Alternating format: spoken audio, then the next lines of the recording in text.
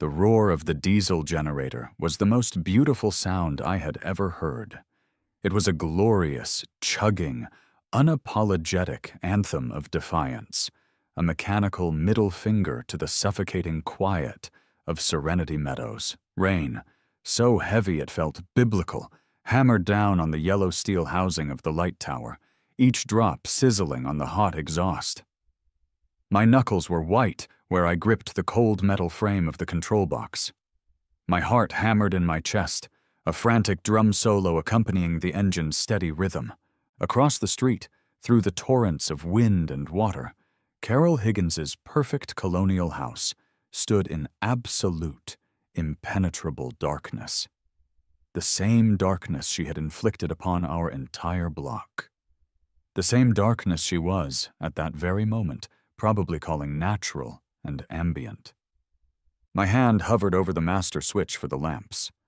4 of them, 1,000 watts each, perched atop a 30-foot mast that was still retracted, aimed like a cannon battery directly at her front door. This was it, the point of no return. A sane person would have stayed inside, maybe written a strongly worded email, but 3 weeks in this suburban paradise had taught me one thing. Sanity was optional, but a well-timed, ridiculously oversized response was essential. A grin, the kind of wild, unhinged grin you see on people in the moments before they do something legendarily stupid, split my face. I flipped the switch. There was a low electric hum, a high-pitched whine that cut through the engine's roar, and then a sound like the world's largest camera flash going off. Whoomp! It wasn't light. It was a physical presence. A solid wall of photons that punched through the darkness and the rain, erasing them completely. My driveway, the street, the sidewalk, and the entire front facade of Carol's house were instantly bathed in a sterile, hyper-white glare that felt less like daylight and more like the inside of a star. Every single drop of rain was frozen in stark relief, a glittering, billion-faceted curtain. The shadows it cast were so hard and black they looked like holes torn in reality. For a moment there was nothing, just the roar of the engine and the impossible, world-ending light. Then, one by one, lights started flicking on in the houses up and down the street. Silhouettes appeared in windows. Curtains were drawn back. Faces, pale and blinking like startled moles, peered out into the artificial apocalypse I had unleashed. This was not how I planned on introducing myself to the neighborhood, but to understand the sheer, unadulterated joy I felt in that moment of luminous rebellion, you have to understand how my suburban dream turned into a beige-colored nightmare. It all started 3 weeks ago, with a wicker basket and a clipboard. I traded sirens for sprinklers, traffic for toddlers on tricycles, and the constant threat of being mugged for the constant threat of a passive-aggressive note about my lawn height. Seemed like a fair trade at the time. After 15 years of living in a city apartment where my closest neighbor was a semi-professional DJ, and the fire escape was a communal herb garden for 3 separate families, I craved space. I craved quiet. I craved a garage where I could store more than just a bicycle and a lifetime of regret. So I bought a house in Serenity Meadows. The name alone should have been a red flag. Places named Serenity, or Tranquility, or Whispering Pines are never serene, tranquil, or whispery.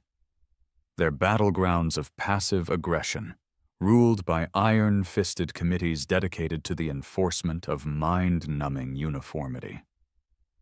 I, of course, was blissfully unaware of this fact as I signed the mountain of paperwork. I was too busy fantasizing about my new 3-car garage and the joy of not having to hunt for parking for 45 minutes every single night. The house itself was nice. A perfectly respectable 4-bedroom colonial with beige vinyl siding and hunter green shutters. It was identical to the house on its left and a mirror image of the house on its right. The entire street looked like someone had gotten lazy with the copy-paste tool in a neighborhood design program. The lawns were all a chemically enhanced shade of emerald green, mowed to a uniform 2.5 inches. The mailboxes were identical black metal affairs, perched on identical wooden posts. The air itself smelled of fertilizer and quiet judgment. It was unnerving. I was on my second day of unpacking, surrounded by a cardboard fortress in my living room, when the doorbell rang. It was a pleasant 2-note chime, probably the HOA approved default. I navigated the maze of boxes labeled kitchen, misc, and stuff I should have thrown out, and opened the door. Standing on my freshly poured concrete porch was a woman in her mid-50s. She was dressed from head to toe in crisp khaki, as if she were about to lead a safari into the heart of darkest suburbia. Her hair was a helmet of blonde precision, seemingly immune to the effects of wind or humidity. In one hand, she held a wicker basket filled with things wrapped in cellophane and tied with raffia. In the other, she held a clipboard. The clipboard was the more threatening of the two. "Welcome to Serenity Meadows," she chirped, her smile a perfect, terrifying crescent. "We're so glad to have you. I'm Carol Higgins." "Alex," I said, extending a hand she took with a firm, dry grip. "Nice to meet you." "I'm the HOA president," she continued, as if it were a title on par with Secretary of State. "The welcome committee put together this little basket for you, locally sourced jams and some artisanal crackers, of course, and this," she said, her voice dropping a little as she tapped a perfectly manicured nail on the clipboard, "is a copy of our community covenants and bylaws. I've taken the liberty of highlighting a few of the more commonly overlooked articles for your convenience. Article 4, Section B, regarding trash receptacle placement, is a big one for newcomers." I took the basket and the clipboard. The bylaws felt heavier than they looked, dense with the weight of 1,000 petty rules. I flicked through the pages. Yellow highlighter bled across the text, flagging transgressions I hadn't even had the chance to commit yet. Rules about fence height, shed colors, the number of decorative gnomes permitted per square foot of flower bed. It was 2, in case you were wondering. My God, she highlighted. It's the suburban equivalent of a mob boss leaving a dead fish on your doorstep. I hadn't even finished my first cup of coffee in this house, and I was already on parole. "Thanks," I managed to say, my own smile feeling thin and brittle. "I'll give this a read." "Wonderful," Carol beamed. Her eyes, however, were doing a rapid scan of my property. They flicked from the stack of flattened boxes by the garage to the moving truck, which was still parked on the asphalt in front of my house. Her smile tightened by a millimeter. "Just a friendly reminder," she said, her tone light and airy, but with an undercurrent of steel. Article 7, Section C, prohibits the parking of any commercial or oversized vehicles on the street for more than 4 hours for loading or unloading. The moving company should be using the driveway to minimize disruption to the neighborhood's aesthetic flow. I looked at the truck, then at my driveway, which was currently occupied by my pickup. "Right, of course, just getting things situated." "Completely understandable," she chirped again. "Moving is so stressful. Well, I'll let you get back to it. We have our monthly community potluck next Saturday at the clubhouse. Casseroles are encouraged, but please, nothing too exotic. Last month someone brought a curry, and the smell lingered for days." And with that, she turned, her khaki-clad form marching perfectly back across my lawn, not a single blade of grass daring to bend the wrong way under her sensible loafers. I closed the door and leaned against it, the welcome basket in one hand and the book of sins in the other. I looked at the artisanal jam. Quince. Of course it was quince. I set the clipboard down on a box labeled Garage Tools. It felt like I was arming a bomb. A week passed.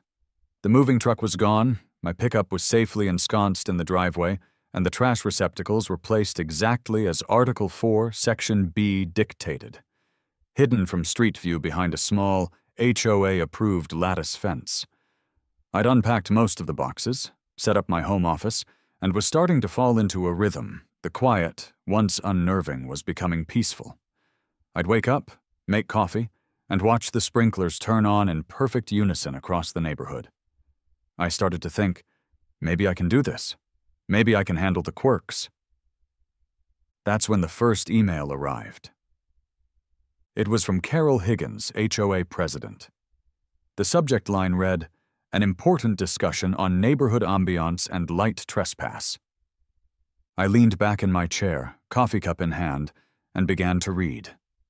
It was a masterpiece of passive-aggressive prose, a sprawling, multi-paragraph manifesto disguised as a community announcement. Carol, it seemed, had a new crusade.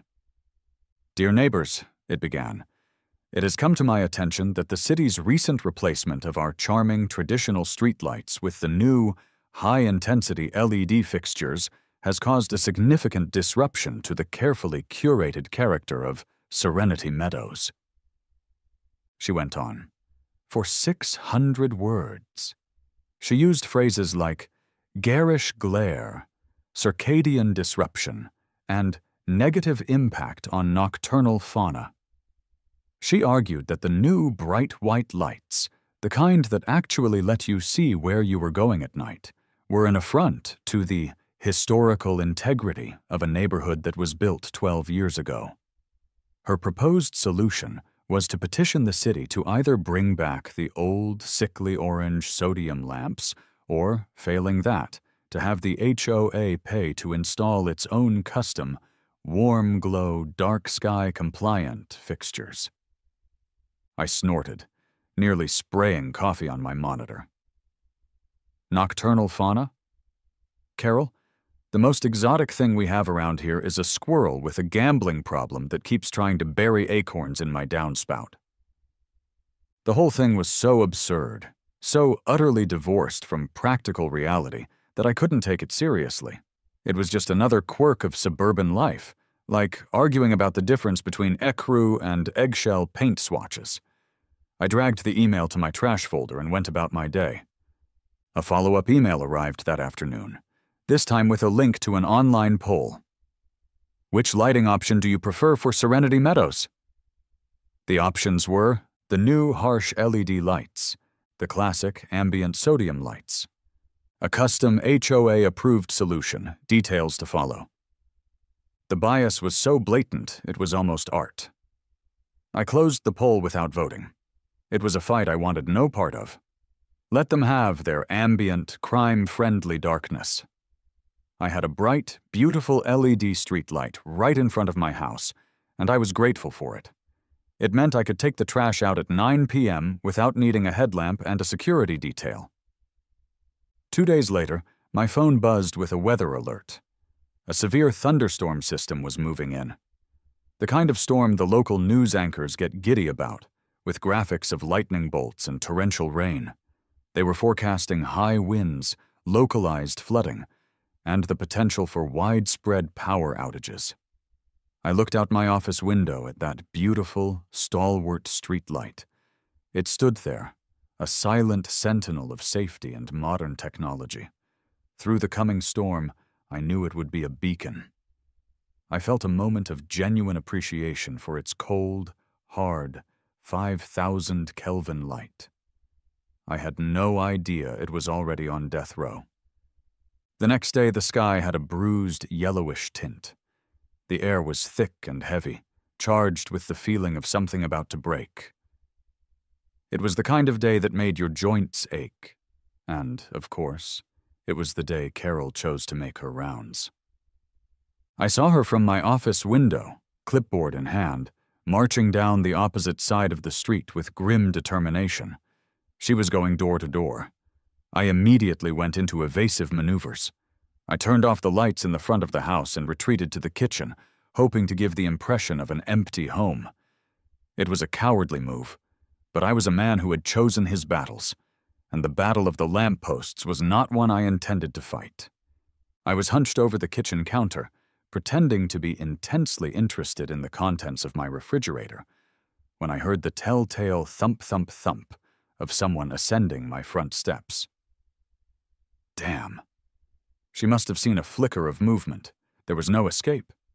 The doorbell chimed its cheerful, mocking tune. Sighing, I trudged to the door and opened it. "Carol, what a surprise." "Alex, I was just hoping to catch you," she said, completely unfazed by my obvious attempt to hide. She brandished the clipboard. It was armed with a petition. "I'm just gathering signatures from residents who are concerned about the new streetlights. We have a meeting with a liaison from the Utility Commission next week, and a strong showing of community support would be invaluable." She launched into her spiel, a well-rehearsed tirade against the evils of clear visibility. She had props this time. Laminated, full-color printouts of articles from websites I'd never heard of, with titles like "The Hidden Dangers of Blue Light Pollution" and "Reclaiming the Night Sky." "Tata. And you see," she concluded, pointing to a particularly alarming-looking graph, "the 5,000 Kelvin temperature of these new LEDs is simply too harsh. It disrupts circadian rhythms. We're petitioning the city to either revert to the old sodium lamps or, preferably, allow the HOA to fund our own dark sky compliant fixtures." I looked from the graph back to her earnest, intense face. "Carol, the old lights made everything look like a scene from a low-budget horror movie. They cast this sickly orange glow that made it impossible to tell the difference between a poodle and a fire hydrant. I kind of like being able to see. Call me crazy." A flicker of annoyance crossed her features before being suppressed by another bright, brittle smile. "Safety is important, of course," she conceded, as if it were a minor point. "But so is ambiance, and the bylaws are very clear about the HOA's responsibility to maintain the aesthetic uniformity of the neighborhood. A consistent lighting profile is a key part of that." She said ambiance, like it was a load-bearing structural element of our society. I was starting to think her own circadian rhythm had been disrupted one too many times by a power trip. "I appreciate the passion, Carol. I really do," I said, employing the kind of gentle but firm tone I used with clients who wanted to put a marble fountain in a double-wide trailer. "But I'm going to have to pass on the petition. I'm pro-LED. Her smile vanished completely. It was like watching a light get switched off. She looked down at her clipboard and made a small, precise check mark next to my name with a silver pen that emerged from her khaki shirt pocket. It was an unnervingly deliberate gesture. "I see," she said, her voice now as crisp and cold as the autumn air. "Thank you for your time, Alex." She turned and marched down the steps without another word. I watched her go, a strange sense of foreboding settling over me. I had a feeling that the little check mark she'd made wasn't just for her records. It was for mine. The storm hit that night, just as predicted. It arrived with a low growl of thunder in the distance that grew into a full-throated roar. The wind began to howl, a mournful, angry sound that rattled the windows in their frames. Soon, the rain followed, starting as a spatter and quickly escalating into a driving, horizontal deluge that blurred the world outside into an impressionist painting of gray and black. I was actually enjoying it. I had a pot of chili simmering on the stove, the TV was on, and I was warm and dry. It was the perfect picture of domestic coziness. Every so often, the lights inside the house would flicker, a brief dip in power as the grid strained under the assault of the storm. Each time I'd look out the living room window, and each time I was reassured by the sight of the LED streetlights. They were incredible.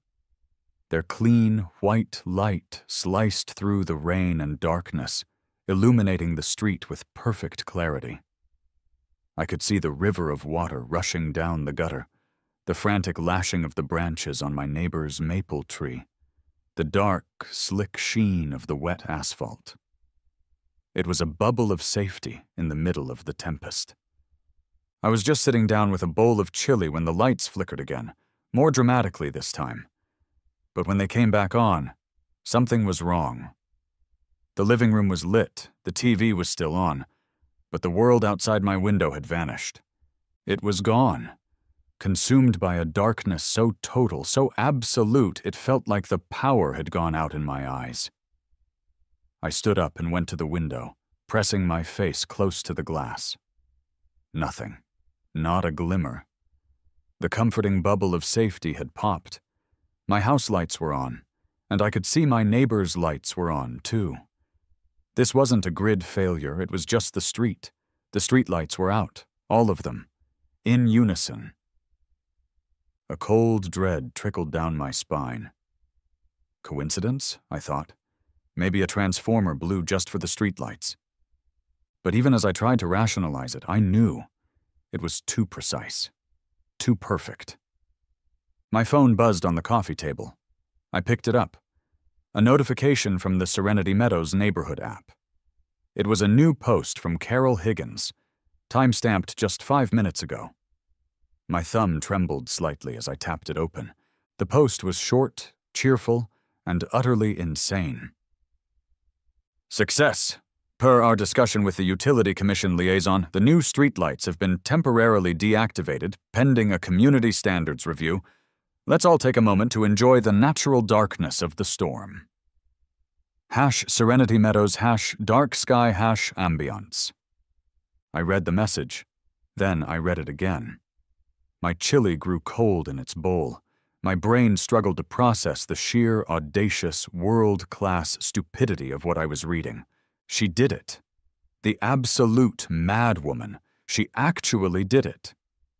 She had somehow convinced, cajoled, or blackmailed someone into shutting off all the streetlights during a hurricane-level storm for ambiance, to enjoy the natural darkness.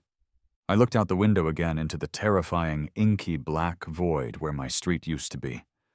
The only thing I was enjoying was the natural feeling of pure, unadulterated rage building in my chest. It was a hot, clean fire, and in that fire, an idea was forged. A beautiful, terrible, gloriously petty idea. An idea that was currently sitting under a tarp in my new 3-car garage.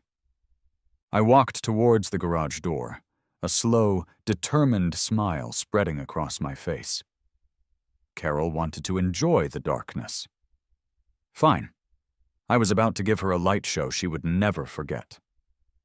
The fluorescent lights of the garage hummed to life, casting a sterile glow over my kingdom of unpacked boxes and neatly organized tools. My tools were the one thing I'd unpacked immediately. A man has to have his priorities.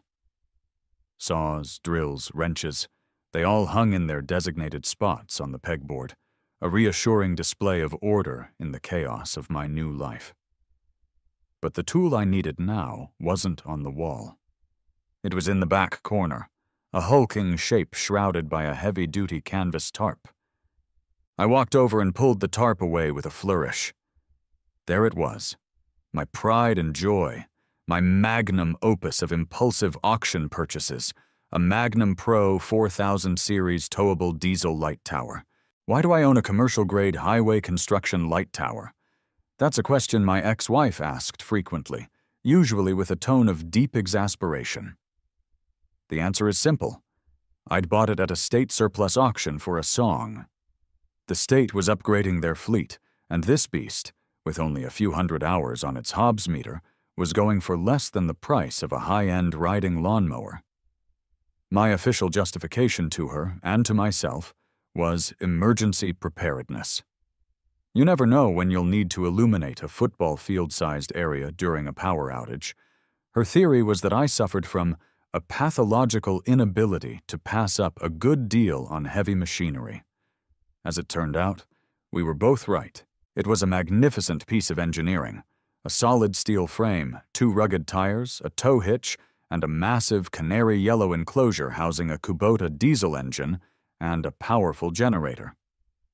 Protruding from the top was a 30-foot telescoping mast, currently horizontal, with a crossbar holding 4 enormous 1,000-watt metal halide lamps. It was glorious overkill. It was the sledgehammer in a world of fly swatters. And it was about to fulfill its destiny. The preparation felt like a scene from a war movie. I was the one-man army gearing up for a desperate mission. First, I checked the fuel tank. 3/4 full. Plenty of juice for a long night of righteous illumination. I checked the oil. Clean! I popped the latches on the engine housing, the metallic snikt echoing in the garage. Everything looked good. I felt a surge of adrenaline. This was what I did for a living. I solved problems, usually problems involving load-bearing walls or faulty plumbing.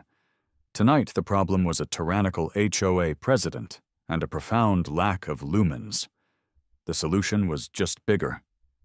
I closed the engine housing, the latches clicking shut with satisfying finality. I lowered the garage door just enough to keep most of the rain out while still giving me room to work. I backed my pickup truck up to the tower and, with a grunt of effort, lowered the trailer hitch onto the ball. The clank of metal on metal was the sound of inevitability.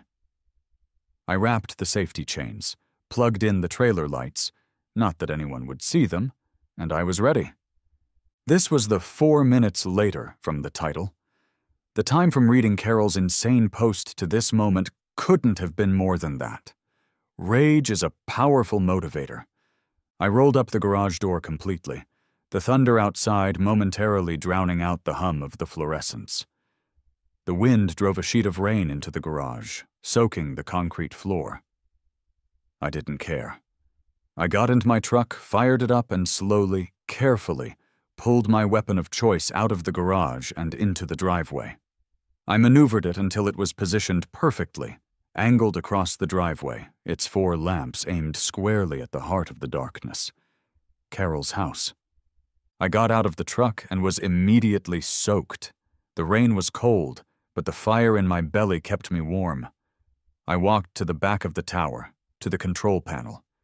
I did my final checks. Outriggers down and stable. Mast brake engaged. I looked across the street. A single candle flickered in what I assumed was Carol's living room window. How quaint. I gripped the rubber handle of the starter cord. This was it, no going back. I was about to shatter the serenity of Serenity Meadows into a million glowing pieces. I gave the cord a short, sharp pull. The engine coughed. I pulled again, harder this time. It sputtered, a cloud of black smoke puffing from the exhaust. One more pull. I put my back into it, a guttural yell escaping my lips, lost in the roar of the storm. The engine caught. It wasn't a quiet start. It was an explosion of sound. A deep, deafening, industrial chug, chug, chug, chug that vibrated through the soles of my wet sneakers and up into my teeth. It was a sound that did not belong in a world of manicured lawns and decorative gnomes. It was the sound of progress. It was the sound of revenge. And then I flipped the switch for the lights, the switch that read lamps. There was a hum, a buzz, and then whump! The world ended and was reborn in white. The 4 lamps ignited with a collective thud, instantly and utterly annihilating the night. It was a light so intense it felt physical, a pressure on your eyeballs. It turned the torrential rain from a black curtain into a dazzling, strobing wall of silver needles. It bleached the color from everything, turning my green lawn, Carol's blue shutters, and the red brick of her walkway into stark shades of gray. Her house, which moments before had been a dark shape against a darker sky, was now lit up like it was the star of a Hollywood premiere. Every window, every shingle, every perfectly pruned shrub was thrown into hyper-detailed, unforgiving relief. I stood there, drenched and deafened, in the center of my man-made supernova, and I laughed. It was a wild, cathartic laugh that was completely swallowed by the beautiful, beautiful roar of the engine. Across the street, The candle in Carol's window was instantly extinguished by the glare. A few seconds later, her front door flew open. Showtime. She came storming out of her house like a Valkyrie of the suburbs, a vision in a pastel pink raincoat and what looked like flannel pajama pants. She held a ridiculously large floral-patterned umbrella that the wind immediately tried to turn inside out. Her face, illuminated by 4,000 watts of my personal fury, was a mask of pure, unadulterated rage. She was shouting something, but her words were shredded by the combined roar of the generator and the storm. She stomped across her perfect lawn, her slippers squelching in the mud, and marched into the street, brandishing the umbrella at me like a sword. As she got closer, her voice became audible over the din, a shrill shriek of indignation. "Alexander, what is the meaning of this?" I had to cup my hands around my mouth to shout back, but I made sure my tone was one of patient, helpful concern. "Providing a public service, Carol. It was a little dark out here. I was worried someone might trip and fall." "This is a complete violation!" she screamed, gesturing wildly at the light tower as if it were a crashed alien spacecraft. "The noise, the light, this is not compliant." The sheer nerve of the woman. To plunge an entire street into dangerous darkness and then have the gall to complain about my solution being non-compliant. The irony was so thick you could cut it with a knife. "Compliant with what, Carol?" I bellowed back, taking a certain pleasure in the exchange. "Common sense? Because turning off the streetlights during a severe thunderstorm wasn't compliant with that." Our argument was a bizarre, shouted pantomime in the artificial daylight.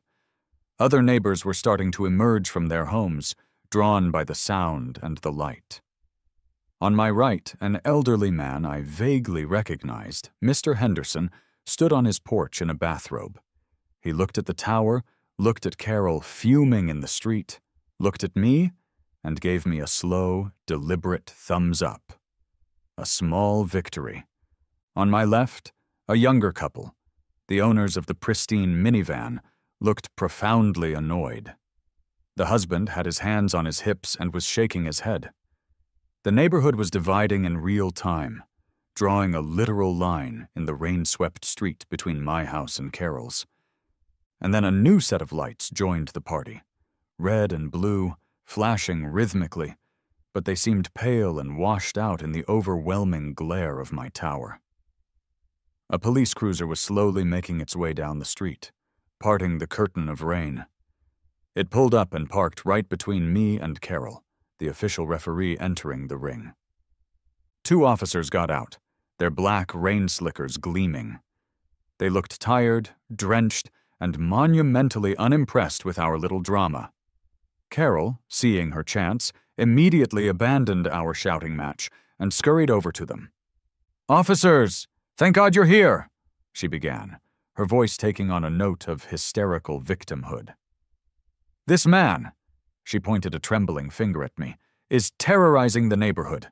He's violating noise ordinances. There are light trespass laws. This is unapproved commercial equipment on residential property. You have to make him stop." The 2 cops looked from Carol's frantic face to the roaring, glowing behemoth in my driveway, then to me. I just stood there, arms crossed, letting the rain run down my face. I gave them a little, "What can you do?" shrug. The older of the 2 officers, a guy with a thick mustache and weary eyes, walked over to me, his partner staying with Carol to dutifully take down her litany of complaints. "Evening, sir," the officer said, his voice surprisingly calm. He had to raise it to be heard, but he wasn't shouting. He looked up at the 4 suns blazing above us, and then back at me. A corner of his mustache twitched. He was trying not to laugh. "Bit of a situation here?"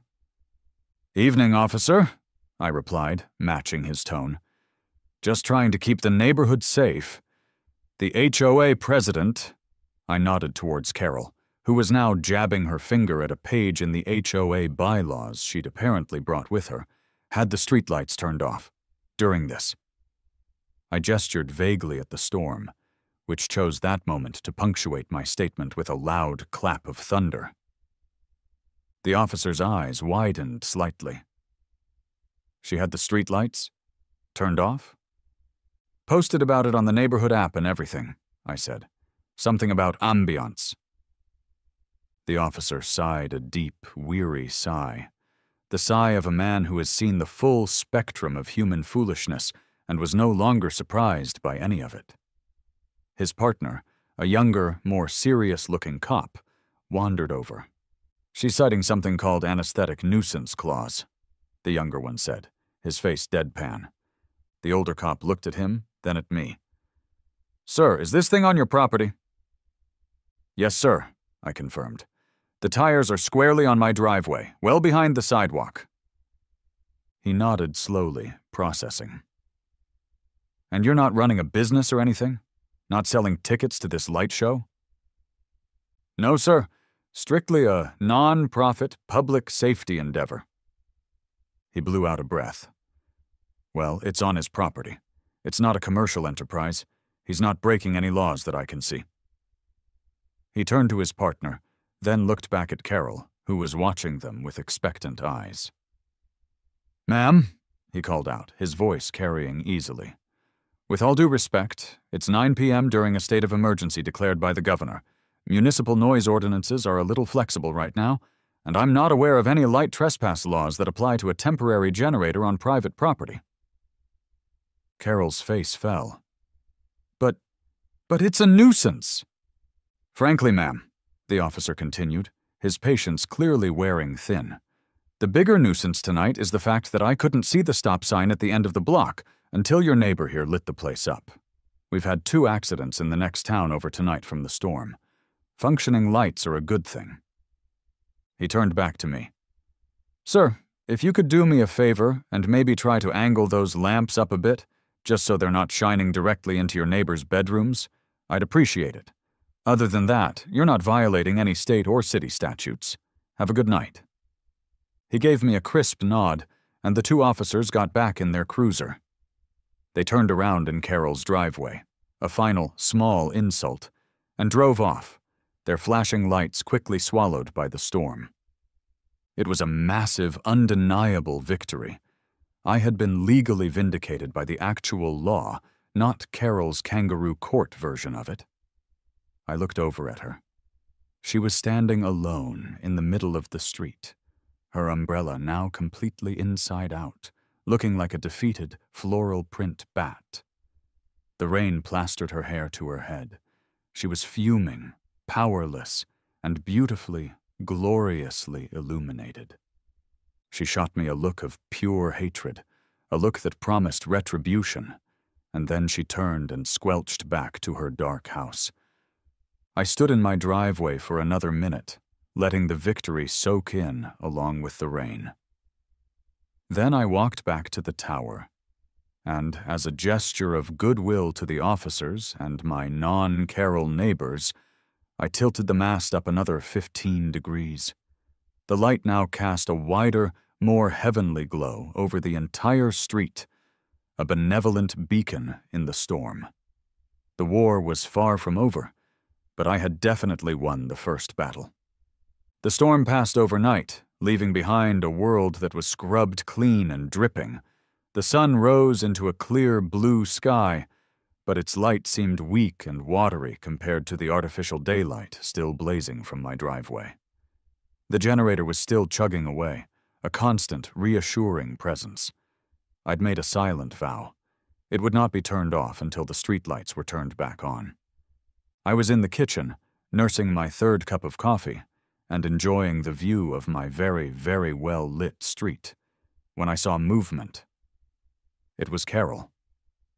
She scurried from her front door, moving with a furtive, goblin-like energy, and taped a thick, official-looking envelope to my front door before retreating back into her beige fortress. The first salvo of the bureaucratic war had been fired. I went out and retrieved the envelope. It had the Serenity Meadows HOA logo on it, and my name and address typed out with unnerving precision. It felt heavy. Inside, printed on thick, cream-colored cardstock, were 3 separate violation notices. It was a declaration of total war. The first was for a noise violation.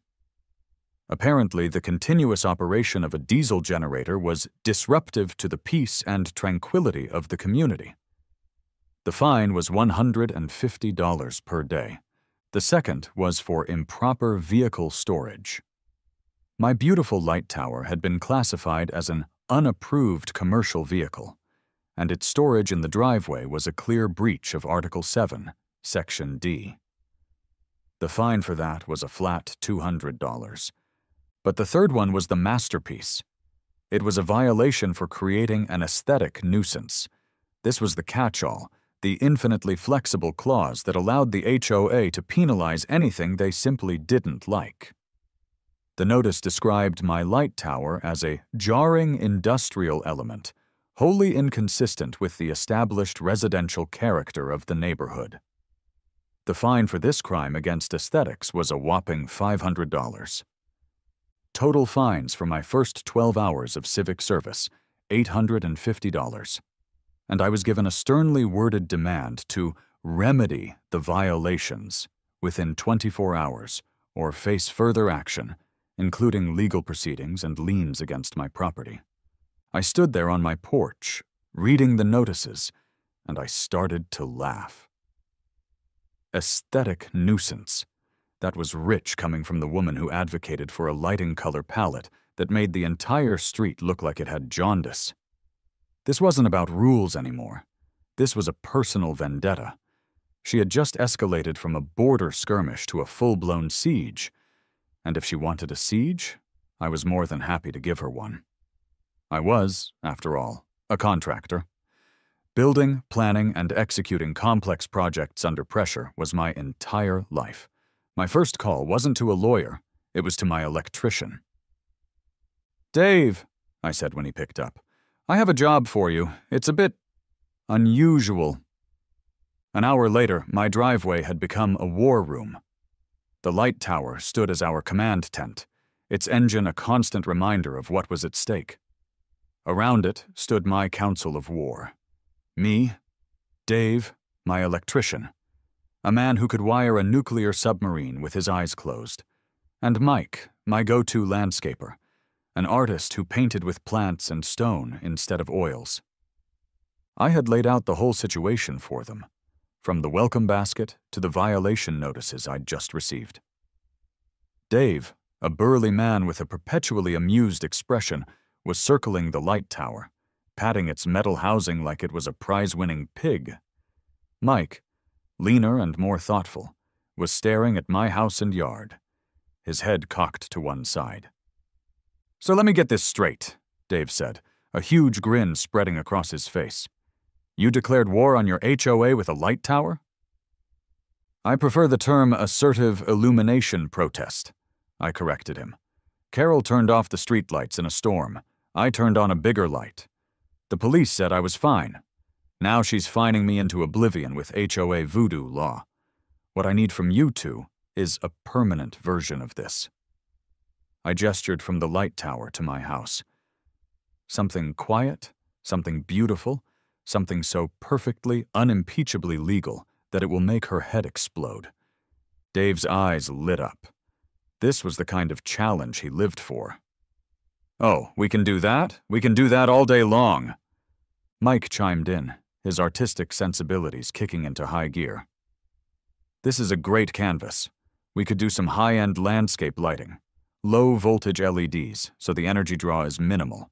We can hide them in the mulch beds, uplight that big oak tree, put path lights along the walkway.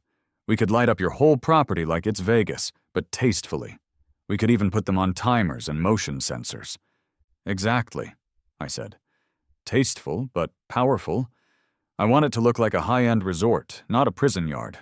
But I also want the cumulative light output to effectively replace the streetlight in front of my house."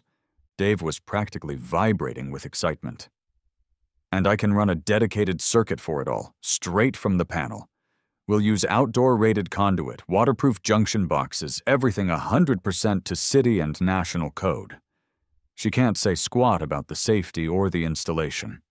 We can even find fixtures that are technically dark sky compliant because the light is shielded and aimed downwards, but we'll just aim them strategically." He winked. "A little light spill onto the public street is an unavoidable consequence of proper home illumination." We spent the next hour brainstorming, sketching plans on the back of one of Carol's violation notices. We designed a system of layered light, soft washes of light on the front of the house, more powerful spots highlighting the architectural features and the big oak tree, elegant, low-profile path lights that would cast a wide, safe pool of light across the entire sidewalk and a good portion of the street. It was a beautiful, elegant, technically legal, and completely over-the-top solution. It was malicious compliance raised to an art form. "All right," I said, looking at our crude drawing. "This is the plan. How soon can you start?" Dave and Mike looked at each other. "We've got a couple jobs we can reschedule," Mike said. "This is a public service, after all." "I can get the materials ordered this afternoon," Dave added. "We can start digging trenches tomorrow." I smiled. The bureaucratic war had begun, but I had enlisted professional soldiers. And in the meantime, my diesel-powered monstrosity would continue its vigil. I walked over and gave the fuel tank a reassuring pat. It was going to be an expensive week, but some things were worth every single penny. While my light tower kept its lonely, noisy vigil over Serenity Meadows, I'd already had to refuel it twice, a process that felt like feeding a very hungry, very loud pet. I knew I couldn't win this war with hardware alone. Carol had the bylaws. I needed the people. It was time to go on the offensive. I went to my home office and put my printer to work. I made copies of Carol's original insane email about nocturnal fauna. I wrote up a brief, factual summary of my interaction with the police officers, emphasizing their conclusion that I wasn't breaking any laws and that the dark street was a safety hazard.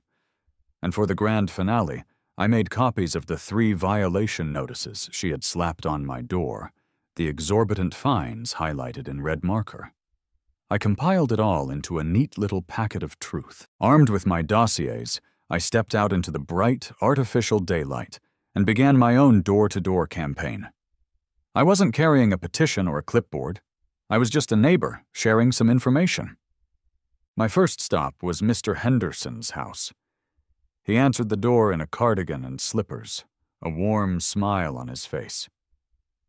"Alex, my boy," he said, his voice a gravelly baritone. "I was hoping you'd stop by.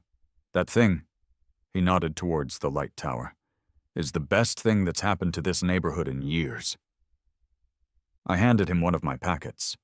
"Just wanted to make sure you had the full story, Mr. Henderson. The HOA is fining me for it." He took the papers and his eyes scanned the violation notices. His smile faded. Aesthetic nuisance? That woman wouldn't know aesthetics if it bit her in the khaki shorts. My wife, Eleanor, has macular degeneration. Her eyesight is terrible. Since they turned off those lights, she's been terrified to even take the recycling to the curb after sundown. Last night with your beacon, she said she felt safe for the first time in weeks. You have our full support, son. Whatever you need. I left his house feeling 10 feet tall. One ally secured. My next stop was the house with the minivan, where the annoyed-looking couple lived. The husband answered the door, a toddler attached to his leg. He looked tired. "Can I help you?" he asked, his tone wary. The generator was clearly audible from his doorstep. "Hi, I'm Alex from across the street," I said, offering a friendly smile. "Listen, I know the generator is loud, and I promise it's temporary. I just wanted to give you some context for what's going on." I handed him the packet. He read through it, his expression shifting from annoyance to surprise, and then to a soul-burning anger. "She really turned the lights off? On purpose?" he asked, looking up at me. "My wife is a nurse. She gets home from her shift at 11 p.m.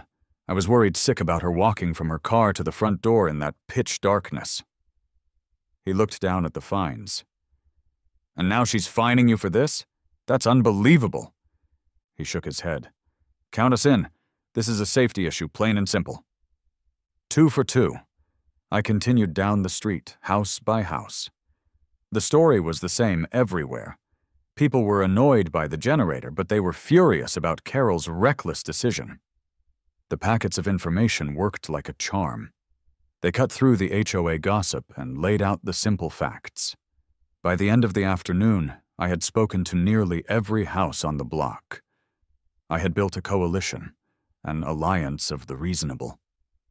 The call came that evening. It was from a panicked-sounding neighbor. "Alex, you need to know.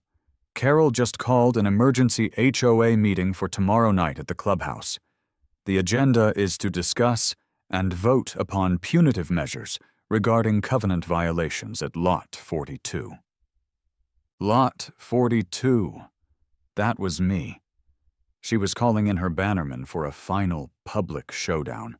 She was going to try to humiliate me and legally authorize the liens against my property in front of the whole community. She thought she had the votes.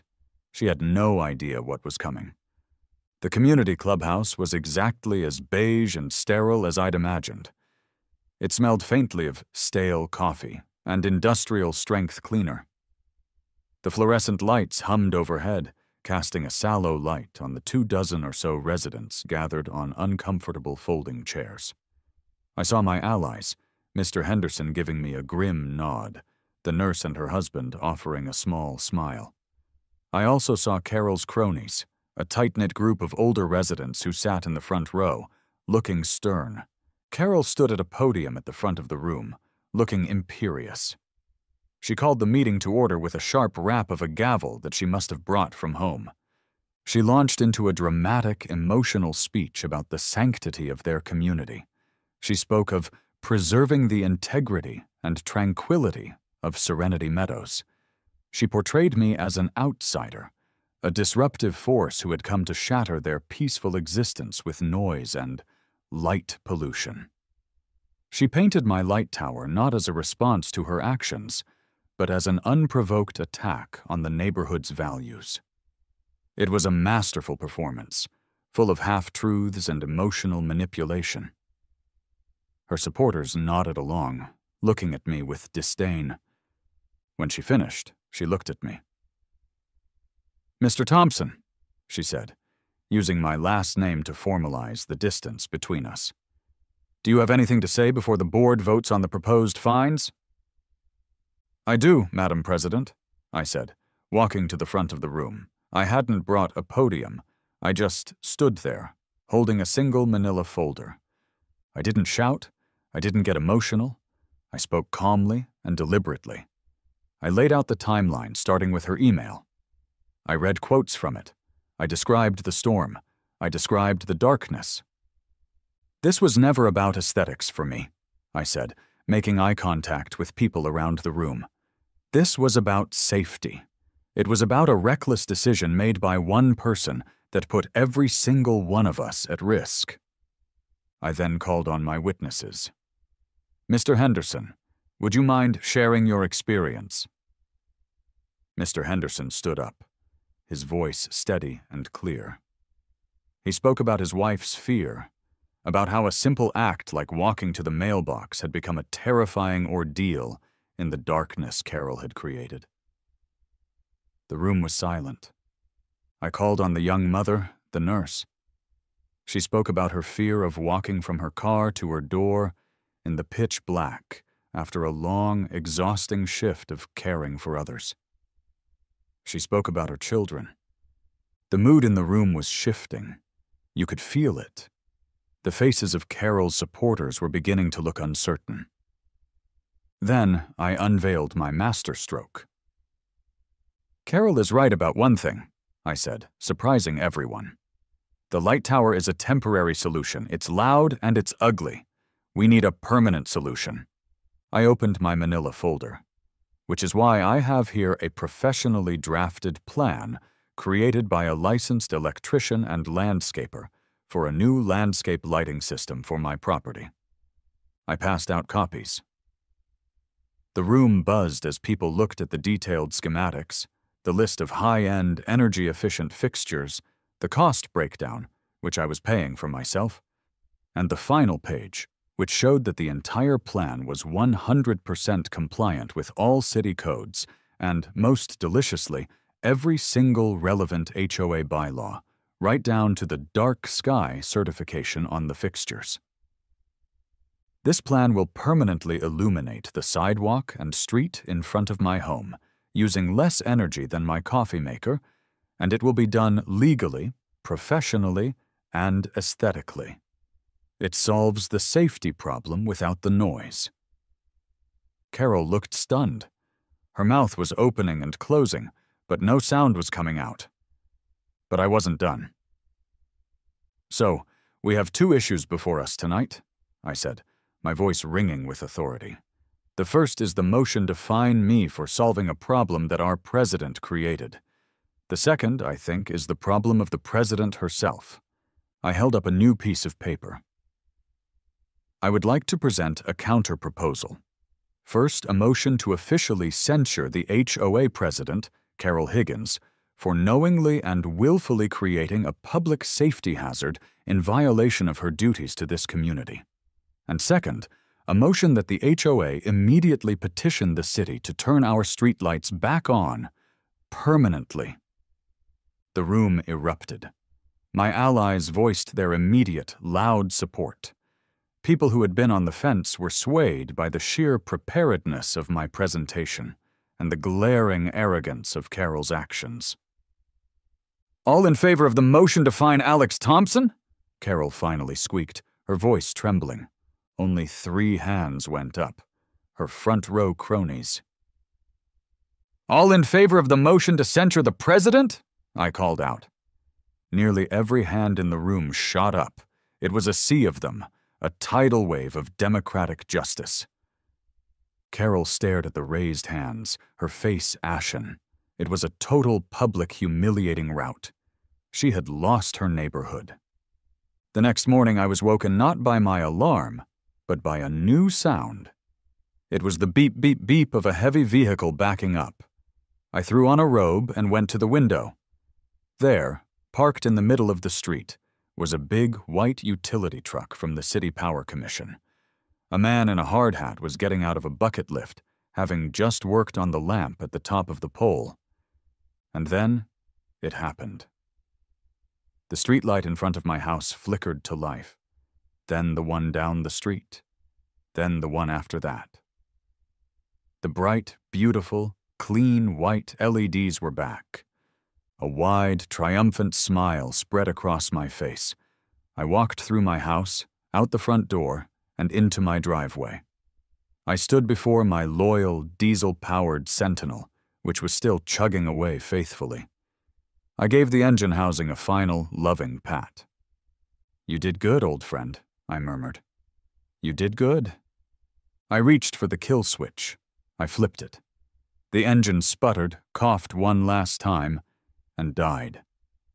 The sudden silence was more profound than the noise had ever been. It was a beautiful, peaceful, victorious silence. The only sound was the gentle bird song from the oak tree. As I stood there, basking in the quiet, I saw the blinds twitch in Carol's window.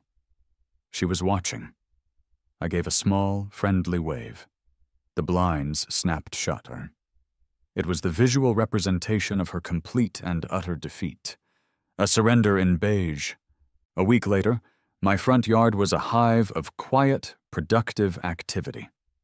Dave and his apprentice were running wires through neat trenches Mike's crew had dug. Mike himself was carefully placing sleek, modern lighting fixtures in the mulch beds, positioning them with the focus of a sculptor. My permanent solution was coming to life. I was on my front porch, sipping a coffee and supervising the work, which mostly meant staying out of their way, when Mr. Henderson ambled over. "Morning, Alex," he said, beaming. "It's looking wonderful." "Morning, Mr. Henderson. We're getting there." "Eleanor and I are having a barbecue Saturday," he said. "A little celebration of the new era of enlightenment in the neighborhood. We'd be honored if you'd come." "I'd be delighted," I said, and I meant it. He nodded and headed off for his morning walk, and I was left alone with my thoughts. I looked at the trenches in my lawn, the spools of wire, the team of people working to make my home safer and more beautiful. It was all so absurd. I had moved to Serenity Meadows for peace and isolation. I wanted to be left alone. Instead, I'd accidentally started a suburban rebellion, deposed a petty tyrant, and made more friends in the last 3 weeks than I had in 5 years in the city. The sun began to set, casting long shadows across the street. Dave did the final connections at the electrical panel and gave me a thumbs up. "Try 'em out," he said. I walked over to the new, high-tech switch he'd installed by my front door and flipped it on. It was magical. A soft, warm, but incredibly clear light washed over my entire property. The old oak tree was transformed into a majestic sculpture. The walkway was a safe, inviting path. The light spilled gently onto the sidewalk and the street, creating a perfect pool of visibility, a seamless blend of security and, dare I say it, ambiance. I looked at my house, now adorned with enough lighting to guide a 747 in for a landing, all of it perfectly legal and HOA approved. I'd heard through the grapevine that Carol had resigned as president, citing personal reasons. The nocturnal fauna, as far as I could tell, seemed to be coping just fine. I came to Serenity Meadows looking for quiet, but what I found was something better. A community. It just took a diesel generator, 4,000 watts of righteous indignation, and a woman named Carol to light the way. And you know what? It was worth every penny for the diesel.